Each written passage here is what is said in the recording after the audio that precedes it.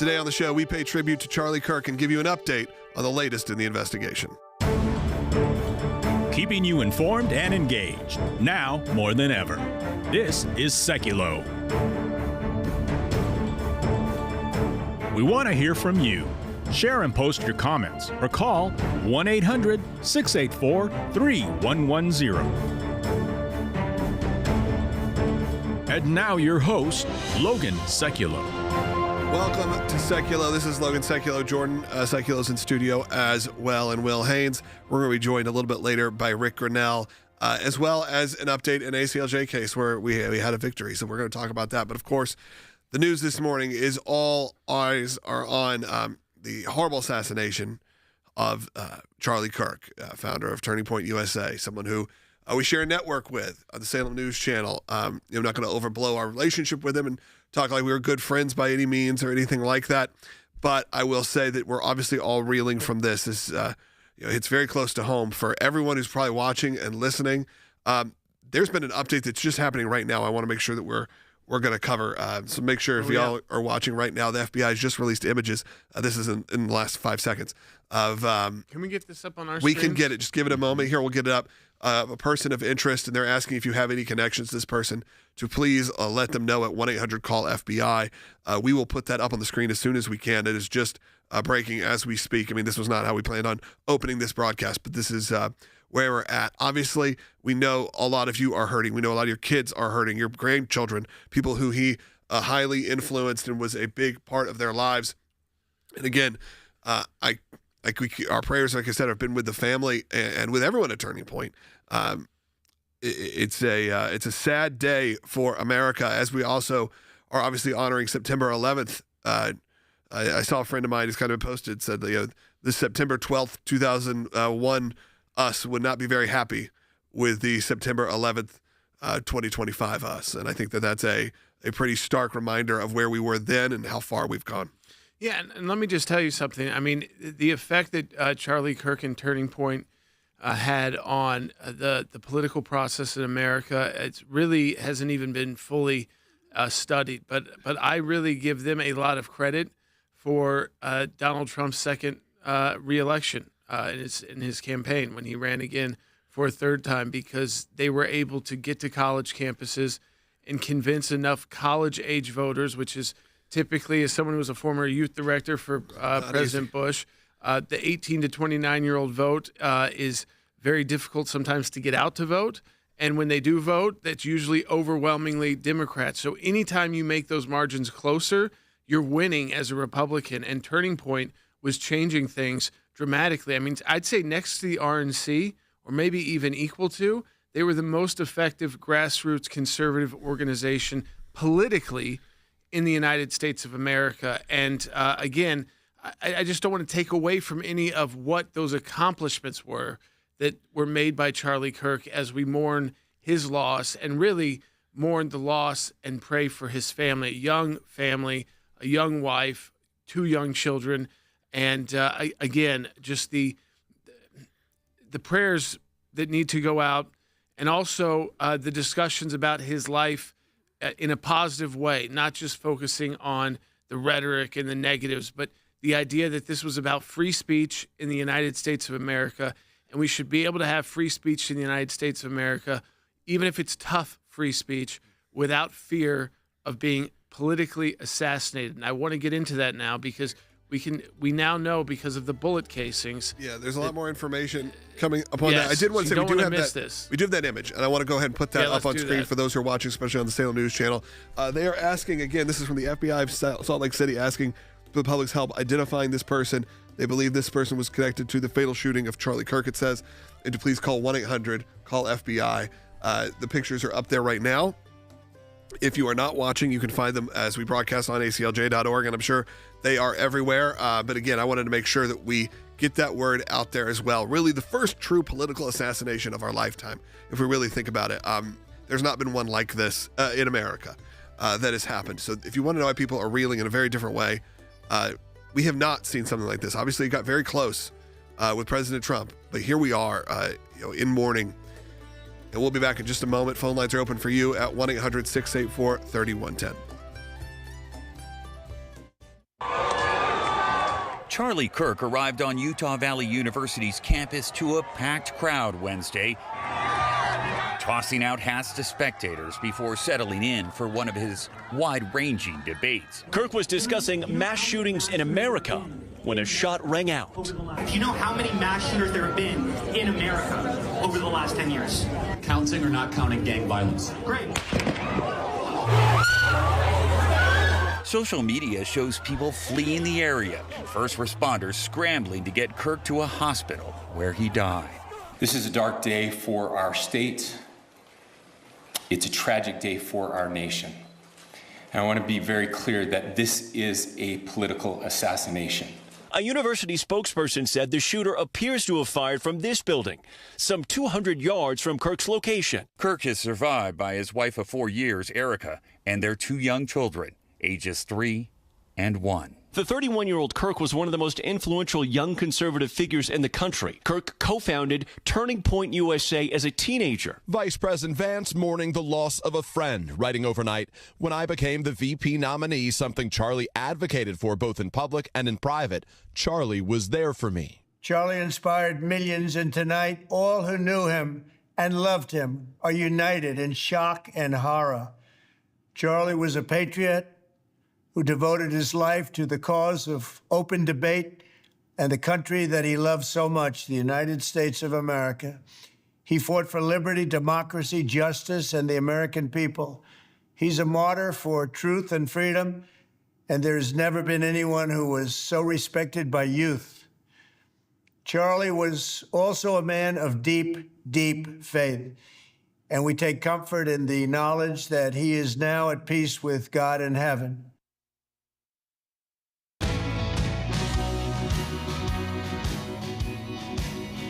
Welcome back to Sekulow. Again, obviously, all the news currently is focused on the unfortunate and the just horrific assassination of one of our colleagues, of Charlie Kirk. Again, I don't want to pretend or say more words than we have in terms of our relationship with Charlie. I've been in the same room with the guy many times, been on many email threads with our friends here at the Salem News Channel, and it's really heartbreaking, though, when you see the imagery of his family. Now, the FBI has just released an image, and we talked about this, and I think let's get it back up on the screen. Might as well. The FBI has just released an image of a person of interest and asking people to call in if you know who this is or you have any information. 1-800-CALL-FBI. I just wanted to make sure that that is out there and shared as much as we can as, looks like a very young person who they're looking for. Another potentially college age, as they said, college age person who potentially committed this, like I said, the first politically motivated, what feels like a successful assassination attempt in our lifetime. You think about those moments in history, obviously JFK, RFK, Martin Luther King Jr. These are things we talk about, in sort of a historical fashion now, but now for it to show up on our front door as we are on the anniversary of September 11th, it all kind of just feels like it's coming down. And I think we have to, in a moment, say I've seen so many good posts from people who I vehemently disagree with on most issues actually stand up and say this is ridiculous, we can't do this anymore, and I'm proud of some of those.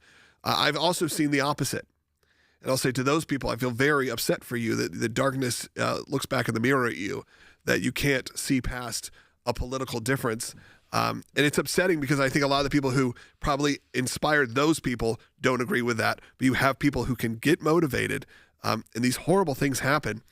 And it's where we are as a country. We didn't agree with 100% what Charlie would have said.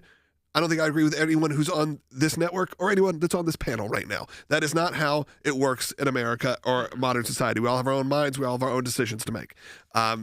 And here we are, though, at a big, some people said, is this the America's turning point, where you do see a bit of a unification going. We've gone too far. This, plus September 11th, plus the attack in North Carolina, all of these things are building to something that is hopefully going to attempts on President Trump. To hopefully build to a point where we do have to course correct in a major way. Well, and Logan, as you mentioned, some of the takes even from people on the left, especially in the spotlight, that have been positive. Left, yeah. I mean, Ezra Klein, who's a reporter and opinion writer for New York Times, very well known, very friendly to conservative philosophy, has an opinion piece. Charlie Kirk was practicing politics the right way.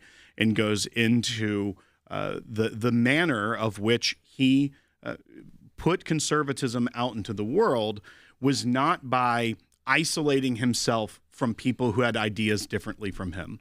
The tragic irony of what happened to Charlie Kirk is that he was doing what the founders and what made our country great, which is going out and speaking to people on the other side.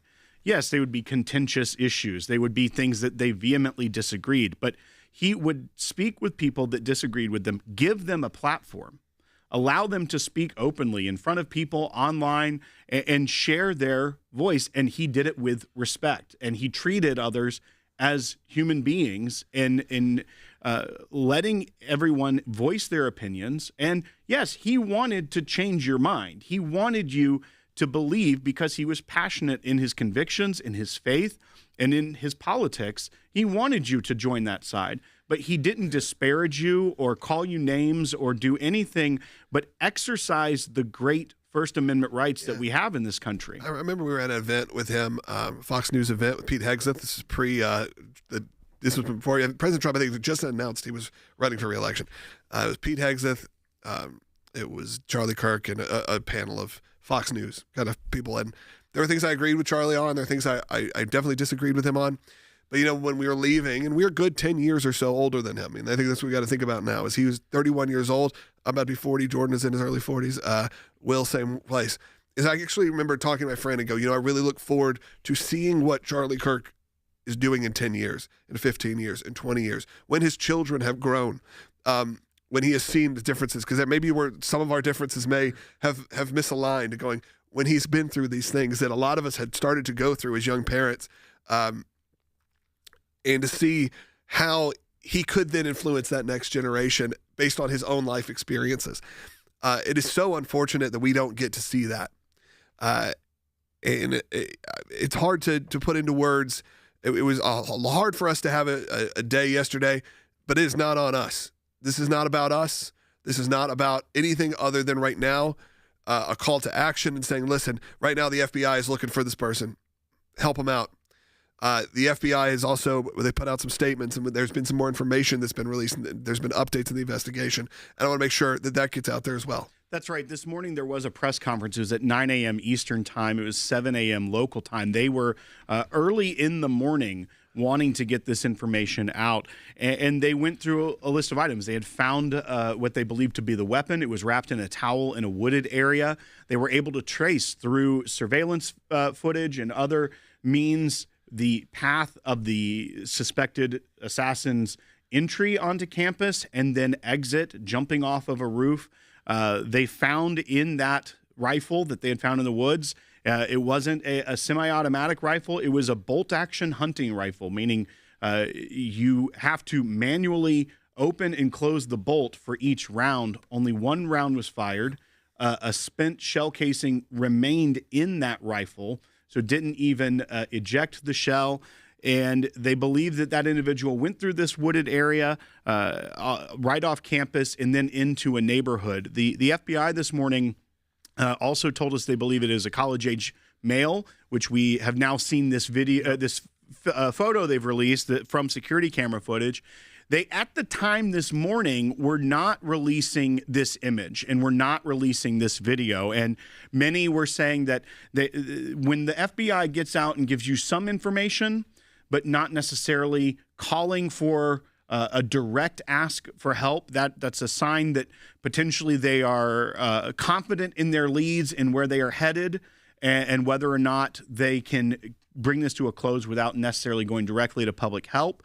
Whether some leads have dried up or whether or not they now feel, obviously, at this point, they need some direct help from the public. You remember with the Boston Marathon bombings they originally went out and didn't ask for anything, and then felt like they were at a point they needed help from the public to identify and find the Tsarnaev brothers, which they did, and quickly were then able to round them up. People know who this guy is. Exactly. If you don't know this person, it might look grainy and it might be hard for you to identify. But if you know that person, you immediately say, I know who that is. They're in college with you. So if that's a student at this school, there are enough people seeing this image right now who are saying, I know exactly who that is. And so while that's more difficult for us who wouldn't, for people on campus who were seeing those persons on a daily basis or regularly, they should be able to point them out. That doesn't mean they're anywhere nearby anymore. But I think that, as Will said, they released this information strategically. And I think that, getting this person apprehended is the top goal right now. But we do know that this was a political assassination. We can confirm that from the FBI because of what was on the bullet ammunition, the ammunition that was engraved with both transgender and anti-fascist ideology, and that was inside the rifle. So this was not just a crazy person taking out a well-known person. This was a political assassination. And that's similar to what happened with that Luigi Mangione shooting of the banking. Right. Remember, he had inscribed things onto the casing. On the actual brass casings of but the also ammunition. Remember, they showed those imagery, and he was masked, I think, from a lot of it, and he was found very quickly. Yes. So our hope is now, that New York has a lot more cameras. They can pretty much back up indefinitely, right. Where this is quite a bit different. We found them at a McDonald's. By somebody. So you never know what can happen. Look, in the next segment of the show, we are going to pivot slightly. Obviously, this is what we're going to be talking about. I mean, and we'll take your calls on. Yeah, and it's going to be possible. We don't want to avoid it, nor will we be avoiding it. But there was some movement in a case for the ACLJ, and I want to make sure that when that breaking news happens, that we make sure we're still covering it. So in the next segment, you are going to hear from our attorneys in Chicago right now. They've been there. Look, it's a free speech issue as well. They've been there supporting street preachers who had been arrested for preaching the gospel on the streets. Don't think that this isn't connected. It's all feels that way. Again, there are some phone lines open at 1-800-684-3110. Be kind and respectful to the phone screeners, as I've said. We'll do our best to get a lot of your feedback coming up. And there's someone who did know Charlie a lot more than we did. Rick Grenell, who was one of his friends, will be on the broadcast a little bit later. So stay tuned for that. And again, we will keep sharing that image as much as we can throughout this broadcast. And if you're catching it live, hopefully you can help out right now. And if you see it, it's at 1-800-CALL-FBI. Maybe our team at the ACLJ, can if you're listening, social team, let's repost that.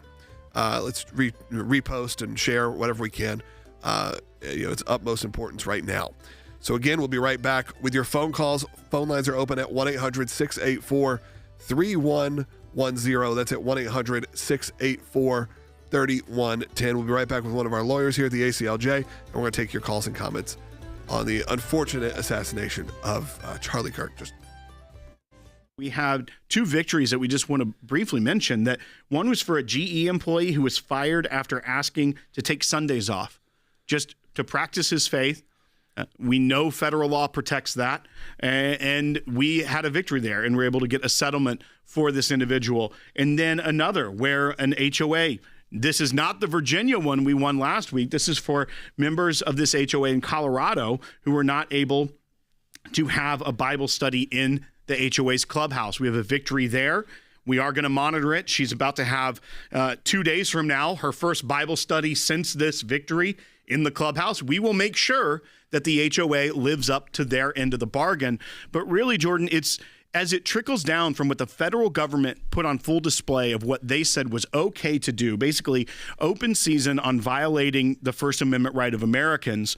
That's why we have to go to these HOAs. That's why we have to fight these private companies that feel like they can get away with violating people's First Amendment right. What we can look at is eradicating this from the federal government. And remember, the federal government is not just Washington, D.C. The federal buildings all over the country, your postal service, think about all of your Social Security offices, passport offices, when you go to airports, TSA, federal government's everywhere. IRS is everywhere. DOJ has offices everywhere. The courts, federal court systems are everywhere. So it's not like it's just in Washington, D.C.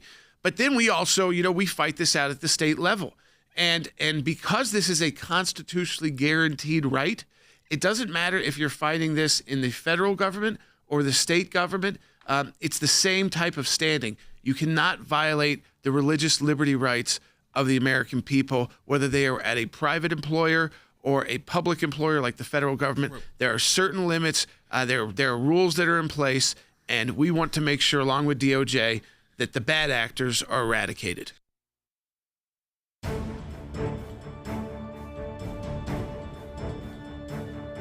Welcome back to Sekulow. Like I said, we're going to give you an update on an ACLJ case. It's obviously America. And look, I would say this, thankfully, a lot on both sides are mourning this incredibly horrendous first political assassination in a lot of our lifetimes. If you're under 60, if not even older than that, where something like this has happened successfully, where someone has been taken out for their political beliefs. I do want to put up really quick the imagery that just was released by the FBI, and they are currently asking for help here. The FBI tip line is 1-800-CALL-FBI if you know this person. But Jordan, as we take a moment, and maybe there are times when we can take these kind of moments away from this topic of the day to make sure people understand there's still free speech fights going on around the country. The ACLJ is involved. We've been involved in a lot of them. We've been involved in one specifically with Turning Point over the years. I wanted to mention that because you said, generationally we're in different generations than Charlie, and the base that he was talking to, of course, was college students, and doing a great job focusing on those young people and activating them for the conservative movement. But, when they faced an issue of censorship by social media companies under the Biden administration, Charlie Kirk and Turning Point USA came to the ACLJ for us to represent them. Ultimately, that was resolved because Elon Musk bought Twitter and turned it into X, and they were able to, again, see their average retweets, and their posts were started to reach the same amount of people. So they were the shadow banning, the blocking, the suspending. They were involved in all the originals of those. Yes, yeah. So it was an honor at that time to represent a group like Turning Point USA and to represent Charlie Kirk and what they were doing. And it was great to see a positive outcome in that case for free speech. And this is really what this is all about: is free speech in the United States of America, and how dangerous the idea of having dialogue is becoming in the United States of America, if it's political dialogue. And we have to get back to a spot where we can debate and try to change minds without having to worry that in those debates we could lose our lives. I mean, that's not the American system. The American system is we can strongly disagree, have debates, and still disagree after the debate and shake hands. Yeah, and that even goes to religious speech, and I think that's what we want to pivot to right now. Is one of our attorneys, Liam, who is currently in Chicago, after we've been talking about this street preacher case, maybe do you want to give a brief rundown of the case, and then the results today, which, again, if there are some bright spots in these days right now, we should definitely showcase them. That's right. And we have represented now multiple individuals in Chicago that were cited by police for sharing the gospel.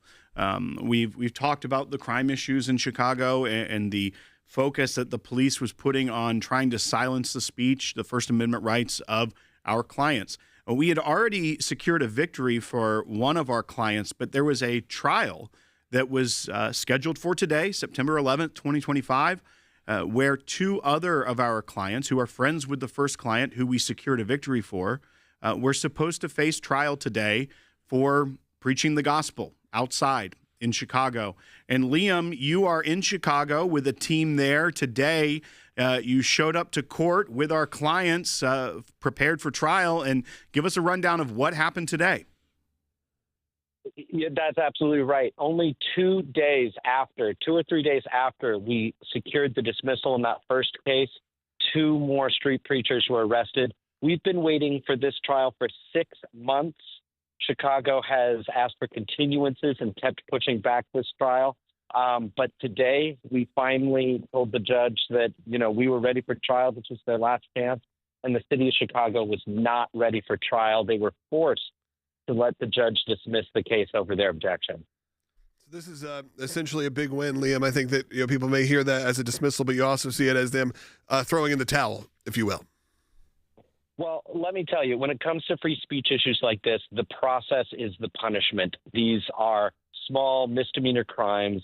Their goal is not to secure big prison time. It is to make you go to court. It is to make you lawyer up. It is to make you go to multiple hearings. And that's exactly why the ACLJ was so happy and ready to stand in the breach for these guys. And that's why the ACLJ is so important, Liam, is because of what you just said. They want to kind of almost bankrupt you financially to defend yourself. So to really put some economic pain even before the trial, because you've got to prepare for the trial, but because the ACLJ can step in at no cost to those clients don't have to worry about that aspect of their defense. And you see, after we secured that first victory, these police officers who did the wrong thing again didn't even want to show up in court, Liam. And I think that just shows, one, the strength of the ACLJ in that first case, and second, why it's so important that we are able to represent clients like this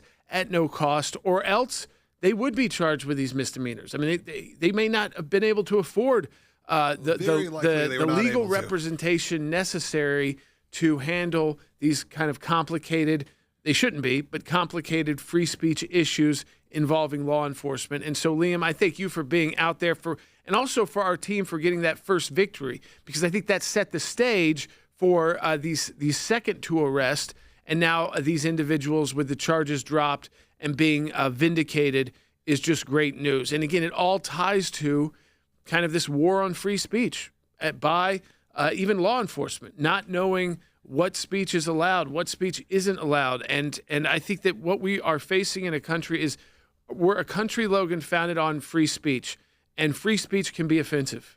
And free speech can challenge you, and it can anger you. But we're supposed to be able to debate it, and then at the end of the day, you can dislike someone's view, you can dislike the person, but you can also agree to disagree and move on and say, you know what, we're going to take this ultimately to voters anyways, and they will decide. But, I just want people to be clear, the influence that Turning Point USA was having on young people. And I hope there's a way for it to continue in his memory to have that impact, because it was changing a generation who was being indoctrinated in universities with leftist ideology. It was giving them a home. It was giving them a safe place to go. And now you can't call that anymore a safe place to go, but a safe place to go to organize, to say, we don't all agree with this radicalism that's on our campus. That's right, Jordan. And also, just a reminder to folks about, we had that victory. This is now the second victory we've secured for free speech, for religious speech in Chicago. But our fight doesn't end there, because we do have a federal lawsuit against Chicago.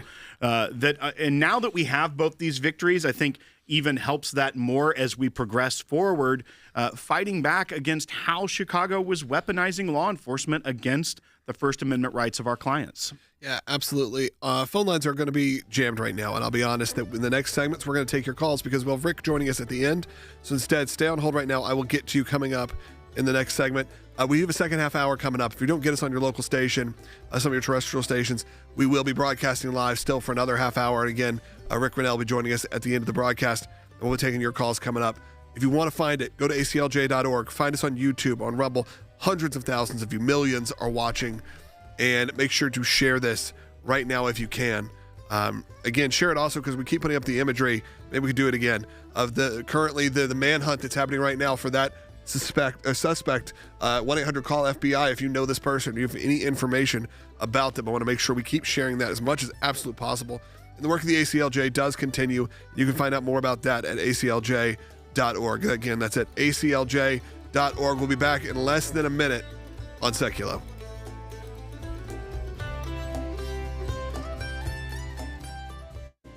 Welcome to the all-new ACLJ app. Expert analysis and insight big tech can't censor. Customize your news and get real-time alerts on the issues you care about. Advocacy is now at your fingertips. Take action, make a difference. Support the causes you care about with just one tap. Be the first to know. Breaking news alerts sent straight to your inbox. Everything you need, all in one place. Stay informed, stay empowered. Download today. We are so excited to announce the ACLJ's brand new app, completely redesigned to provide you with the best tools available to partner with us at the ACLJ. You can watch the daily Sekulow program, sign the petitions, customize your ACLJ membership experience, donate with the click of a button, and receive up-to-the-minute critical updates that the mainstream media can't censor. Just scan the QR code on your screen or go to your phone's app store, search ACLJ, and click install. It's that simple. This is our second half hour as we continue our coverage of the horrific tragedy, the horrific assassination of a fellow broadcaster on this network. If you're watching on the Salem News Channel, or someone who we have worked with over the years, again, and we'll be joined by Rick Grenell, who was really his close friend, and I don't want to pretend that we had that kind of relationship with him, but I will say that it has hit very close to home for a lot of us. I know for a lot of you, as the assassination, really the first political assassination in our lifetime that was successful on Charlie Kirk, a 31-year-old dad who founded Turning Point USA. And again, you may have agreed with him or disagreed with him. It didn't matter. You could not ignore the influence that he had and his organization has on American modern politics and faith. They definitely went hand in hand in their organization, and we saw that continue to grow. I know people who were not political, who ended up becoming political activists, if you will, because their children introduced them to Charlie Kirk and introduced them to what was going on. And I mean that genuinely. Like, their high school kids said, "Dad, you need to see this." And people I knew who were historically apolitical, who did not care at all of a sudden really cared. Now, I just want to get this in as we continue the discussion too. I know people say, the prayers, people call for the prayers, we've called for the prayers, but for right now, especially even if you're driving, you can say a prayer without closing your eyes. Pray for his wife, Erica, very young, and his two very young children who have lost their father. And, in any political discussions or the whatever happens with Turning Point USA, their dad is gone and their husband is gone. And they are very young kids who didn't get much time with their father who loved them. And so let's not forget that human angle, which I think hit us so hard yesterday, those of us who have young children and are involved in the political process, that, how quickly you can be going about kind of your normal practice, which this was for him, doing these events, and not make it home to see your family the next day or that evening. And of course, we're not promised any amount of days by our Savior, but again, the prayers, I think, for that family and really his wife and those two young children, they have a lot of trauma to work through. Yeah, and unfortunately, it's going to be a trauma that is,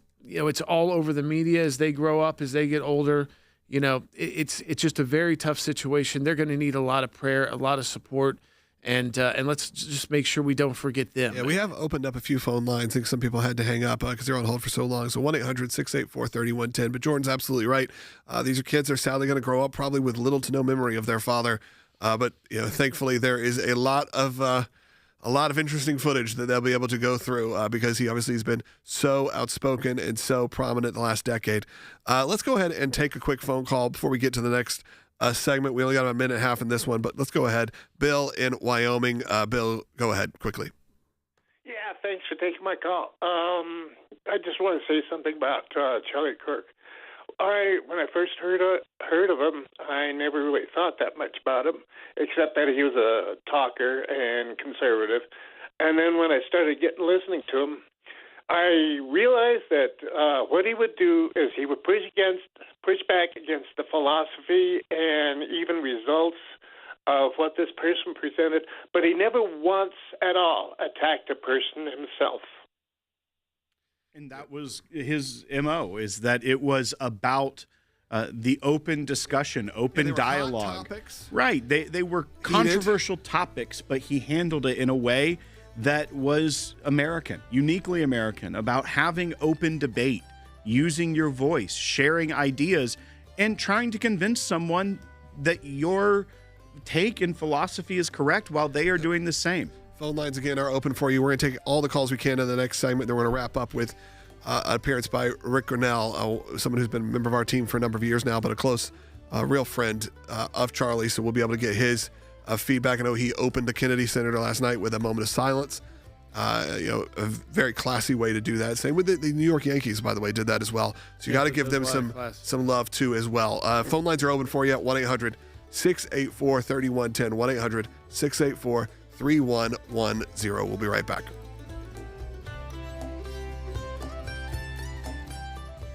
The hunt for additional surveillance footage from the campus and surrounding area were among the highest priorities overnight.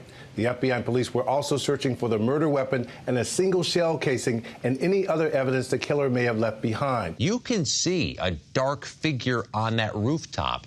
And officials say they're reviewing security camera footage from the school that shows a person in all dark clothing who is believed to be the shooter. We have tracked his movements onto the campus, through the stairwells, up to the roof, across the roof to a shooting location. After the shooting, we were able to track his movements as he moved to the other side of the building, jumped off of the building, and fled off of the campus and into a neighborhood. We have recovered what we believe is the weapon that was used in yesterday's shooting. It is a high-powered bolt-action rifle. That rifle was recovered in a wooded area where the shooter had fled. So the FBI laboratory will be analyzing this weapon. Investigators have also collected footwear impression, a palm print, and forearm imprints for analysis. We do have good video footage of this individual. We are not going to release that at this time. We are working through some technologies and some ways to identify this individual. If we are unsuccessful, we will reach out to you as the media, and we will push that publicly to help us identify them. It reminds me of Mangione, who we were covering, who was able to escape Manhattan with all the security cameras. That's right. And it was 5 days, almost 5 days before he was arrested, and it was the public that helped. So I'm going to be looking for potentially in the next hour or two, are they going to release some images and ask the public for help? So the bottom line, the hunt is on, and the FBI is desperate for the public's help, setting up a digital tip line, FBI.gov/Utah Valley shooting. Welcome back to Sekulow. We will be taking your calls on this segment, as many as we can. So I want to kick that off right now with Cambria, who's calling, who is an ACLJ champion. Again, I always like to give champions the first opportunity to speak on the air. Not only you're a champion, you're calling from Utah, where obviously this tragic assassination happened. So Cambria, go ahead. Well, I'd like to start out to say that it's really hit our population here. And for me personally, because he's really making an impact here. He's starting to make ground in our state. But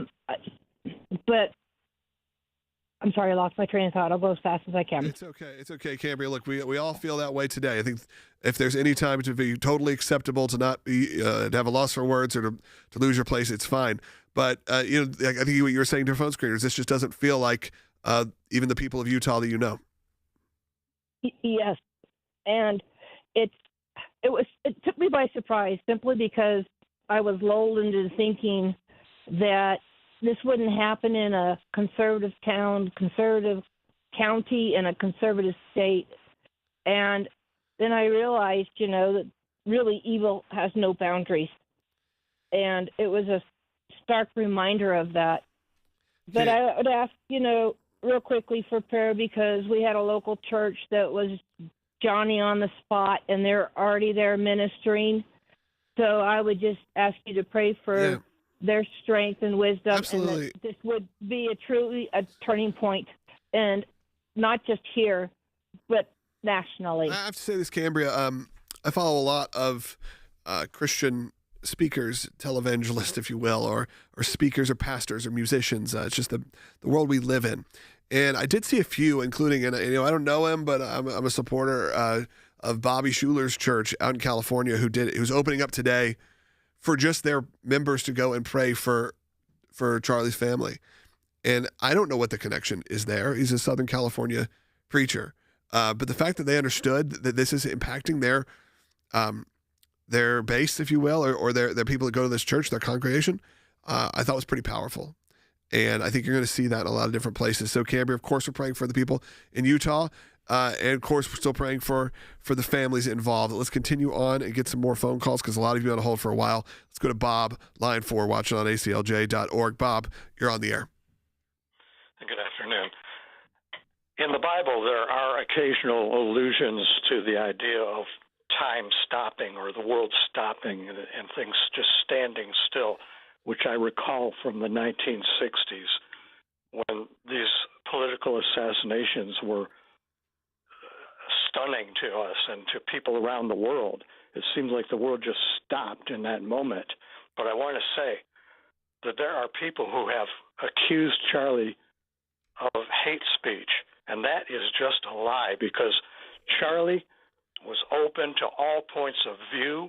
He wanted everybody to be able to participate, to see it for themselves about how reasonable and open he was, how he wanted to dialogue, and he was totally nonviolent. Yeah, Bob, we're going to have one of his friends on in the next segment, Rick He Grenell. was willing to go to Gavin Newsom's podcast and sit right down. I mean, I think that he was taking on topics and obviously taking a point of view that a lot of people disagreed with. That doesn't mean that he did it out of a place of hatred. Doesn't mean he did it out of a place of politics. But he was, he would say things that were going to get people riled up, and I think that if we're not going to admit that, we have to at least admit that. However, this is not where you think. I mean, when the last caller said you don't think this is going to happen in Utah, look, we had a school shooting here in Nashville. You didn't expect that to happen here either. Okay, this is all over the world, all over the country right now. This is not localized to your major cities or to Chicago, New York, and Memphis. This is not the world we live in now. I did want to quickly put that image back up because I keep putting up images of the person of interest. 1-800-CALL-FBI if you know this person, or if any information that you can share with them. I want to make sure that we're on that as well. So again, 1-800, that's 1-800-CALL-FBI. Let's take some more phone calls. Let's go to Kleiss, who's calling in Tennessee on line 3. You're on the air. Do you hear me? We got you. Okay. I called in. I've heard Charlie Kirk for years, and I'm struggling with something, and my wife sends me reels every now and then, and she's only came in touch with him over the past 2 to 4 weeks. So, it affected both of us with the news, or else she would not have known about it. And I'm just talking about how great of a person he was, and I posted on Facebook, he's a true martyr. Kleiss, I think a lot of people feel that way. A lot of people feel, even if you disagreed with him, that this can't be happening. I have to say there's been, if anything that could come out of this, and it's very difficult to see good that can come out of a father at such a young age losing his life for political speech, that is ever worth it. But maybe it is that we can have a moment of unity as we are here on September 11th. I mean, we barely even mentioned that. I mean, this is something that we talk about every year, they never forget, but news has overtaken this. I mean, Fox is still running at the bottom of the screen the names of the thousands of people that were lost on that day. But of course, their number one thing is right now helping the FBI find this person of interest, because this is another one of those moments, as you said, or our last caller said, where the world seems to stand still. It's how you respond and how the world again gets back going. Well, and I think to that point as well, I saw Speaker Mike Johnson on CNN last night. He was being interviewed by Caitlin Collins talking about this, and he admitted, he said there have been people emotional right now. There have been people both within his conference in the House of Representatives, the Republicans, and those on the left as well, and what you've seen online from some that have decided to take this moment to just be nasty. But he was saying that while you saw that immediately, he is also having conversations with colleagues in the House and other individuals that he said, I truly am hopeful for this moment.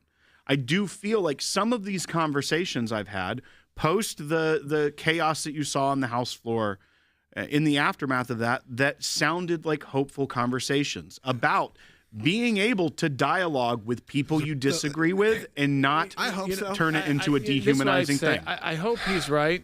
But let me say this. If it takes an assassination of a 31-year-old with a 2-year-old and a 1-year-old at home and a 31-year-old wife, is that worth it? I mean, that's what it took to get members of Congress, adults, elected officials by their constituents to be able to talk to one another. Is a 31-year-old political activist being shot in the neck and killed on television and media all over? That's not America. It should not take that kind of violence. We know better. To then come together. We should have been able to come together a lot quicker. It shouldn't have taken what happened in Butler. It shouldn't have taken what we've seen with ICE. All these different issues. Is that we as Americans should be able to have these conversations They can be controversial. They can be heated. They should never be deadly. I mean, that's the difference. Controversial, heated, tough debate, that's part of the American experience. What we don't want to become part of the American experience is that if you dislike or disagree with the person's view, that you feel like taking their life in an act of murder and assassination is legitimate because of views that they espouse that you disagree with. And deciding to have some sort of knee-jerk reaction, which I found very odd on a lot of social media accounts last night. I didn't say anything until very, very late. And pretty much what I said was, I don't feel like people are looking to me to make a statement. Now, I knew we'd have this hour to spend with you. But I saw a lot of people who for some reason felt like they did. Who felt like they did feel like people were looking to them to make a statement. And some of the statements they were making were just horrifying. They were statements saying, well, this is the day everyone unfriends me. This is the day, you do this. And you're looking at people going, one, no one asked you. No one knows who you are. And all you're doing is stoking up more of this. Or, then they'll caveat it with what I saw one person said, a horrible statement of something like, this should be how you live your life, where people that people won't be celebrating when you die. If you're making any kind of political statement right now, sorry, that's sadly what seems like it's going to happen. I hate that. But it seems like that's what happened. So you, sir, who said that, who maybe you're watching me right now, guess what? There'll be a lot of people who'll be doing that if that happened to you. So don't pretend because you are on one side of the story that you are holier than thou. Okay, we live in too divisive of a nation. We live in too strong of an area where this is acceptable, where you have to caveat everything. Again, we said, do we agree with everything Charlie Kirk had to say? No. Do I agree with everything Jordan and Will have to say? Absolutely not. But that doesn't mean there would be any sort of thought process, or even it should enter your mind. It should never enter your mind if someone is murdered for just a point of view, for a political point of view, for a religious point of view, whatever it may be. Not because of an action, not because they committed some kind of crime, not because they murdered someone. That's not what happened here. This is a guy who went around with a microphone. Okay? And that is really where it stands. We still have a few lines that are full right now. I don't know if we're going to be able to get to any more calls today. We'll see. If you want to stay on hold, you can. But Rick Grenell is going to be joining us in the next segment. Rick, obviously a personal friend of Charlie's and someone who I know will want to share his thoughts and feelings, and we'll let him talk as long as he would like. So if we don't get to you, I'm sorry. You can stay on hold if you want to. If not, you can call us back tomorrow. Again, we want to thank you all for joining us on this interesting and horrifying day. But I hope we've been able to offer something for you that's a little different. Rick Grenell is going to be joining us in just a moment, again, to share his thoughts as well. Go find out more information at ACLJ.org. Again, we had a victory. We talked about that earlier in the broadcast. You can rewind and find that a little bit later. Charlie was a giant of his generation, a champion of liberty, and an inspiration to millions and millions of people. Our prayers are with his wonderful wife, Eric, and his beautiful children. Fantastic people they are. This was the most modest, thoughtful, caring father, husband, friend any of us have ever known. Yeah. He loved his family. He loved being a father. He loved being a husband. He loved his religion. He loved his faith. He was an encouraging figure, and he was a connector, and he wanted what's best for this country. That is the legacy, and I think we understand this, that it's necessary to carry that forward. We miss him greatly, yet I have no doubt that Charlie's voice and the courage he put into the hearts of countless people, especially young people, will live on. I'm pleased to announce that I will soon be awarding Charlie Kirk posthumously the Presidential Medal of Freedom. The shock and despair that we are feeling, and I mean we as in shared by everyone at home and around this table and in this building, it's a testament to the impact of Charlie's friendship and his bravery and his character. You know, we talk about left and right, and Charlie would point right, but more than that, Charlie pointed up. He had this authentic, real love for Jesus Christ, and his conservative philosophy was an outgrowth of that. But he would go to these campuses. I would speak at his women's event, and he would speak to lonely people who were lost on social media, felt empty, felt depressed on college campuses, and he would give them hope in Jesus Christ. I'm so sorry for America. I'm so sorry for those who never got to meet him. And I so hope that despite the anger that I'm already hearing, I so hope that in the memory of Charlie Kirk, this country can come together and figure out, no matter who did it, whatever their motive, figure out how to make his life something that's a memorial for what this country can and should be.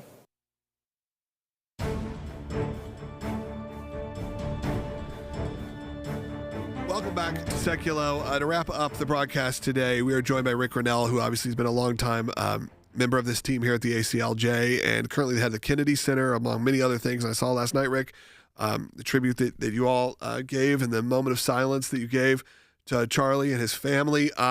It has been a hard show for a lot of us to get through. It's been a hard day for those of us who just simply somewhat shared a network with him.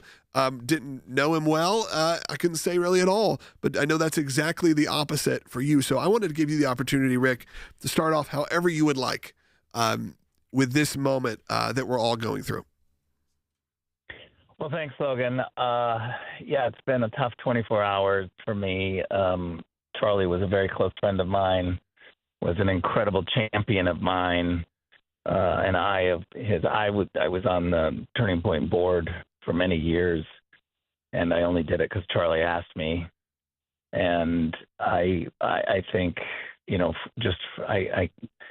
I know this sounds so selfish, but I'm stuck in this mode of this last 24 hours of just thinking about me personally and my relationship with my friend. It's really devastating. I have had moments where I just think, you know what, this is just not worth it. I gotta just retreat, go live a different life, and retreat from all of this. Why fight? So many other people have these great lives where they don't have to take all this crap. And it's a very, very real emotion for me and for others. I spoke to Charlie multiple times a week. We were on a text chain of just a few people that you know, really cared about issues. And, you know, for me, Logan, I got to tell you that Charlie Kirk was the epitome. He was the tip of the spear of telling people to come to the front if you disagree with me. I will make sure that everyone around is quieted. You are going to get your time to talk to me and tell me what you think, and I'm going to calmly respond. And we're going to have a healthy debate that's calm. And Charlie was the first one to tell his own side, stop yelling, don't shout this person down. And eventually on college campuses, people knew if you came to a Charlie Kirk rally, you knew you were going to hear from people that disagreed, and they were having a safe space, if you will. And to take him out, to take the guy out, it's hard for me to comprehend, because I just think this means the other side doesn't want dialogue. And then I have to be honest with you, I just left the Capitol, and I had a one-on-one meeting with Senator Mark Warner from Virginia, a Democrat. And I was able to share my heart with him and just say, I'm struggling. Charlie was my friend, and I feel like, you know, the left is not allowing us to even have a dialogue. They want to cancel us. They want to produce violence. And we had a good conversation, and I'm hopeful that that's a step in the right direction. And I know I've got to find a way to fight, but in all honesty, I'm just taking a couple of days to grieve. I'm going to grieve my friend. Yeah, absolutely, Rick. And Rick, I think that's where a lot of people are, is looking back and saying, is it worth it that a 31-year-old is now has been assassinated, and his two young children and wife, his two young children will really not get to know him, and he won't get to have those experiences of, walking his daughter down the aisle. I mean, and again, we're never guaranteed time in this world by God, and we all know that. But I think there are plenty of people, they may not want to admit it as honestly as you did and as honestly as we might, that say that definitely everyone does a gut check and says. We all had that conversation with our families last night. Last night saying, with what we're doing, you have to then put into context, what is it worth? And is it worth that your life may be cut short because of the values and the issues that you're fighting for? And I don't know that we can answer that today philosophically, because as you said, Rick, right now it's mourning, it's talking about Charlie Kirk, it's praying for his young family and all of those who were affected so directly at Turning Point, his friends and family. But I think it also opens that discussion as well, just as he was engaging massive amounts of young people to enter a process which they felt like they couldn't have much of an influence on. And then they saw in the last election cycle they could. Yeah. I'm also struck with, Jordan, as you're speaking, is that I know it's worth it, but I think for me and for others, we think, have we given enough already, and should we just bow out? I think that is the reality of a lot of people who are on the front lines. We know it's worth it, and we know everybody has to give, and people need to step up. And if you're hearing us, you need to do your part. But at some point, people just think, okay, I've given enough. I've been in the fight. I've taken a lot of hits. Is it just now a time to back down? And I don't believe the answer is yes. But again, I'm just sharing with you, my friends, my very real emotion of me finding out the moment that Charlie was dead, completely breaking down, and having this moment while I'm in the front lines of politics. Rick, and just being honest.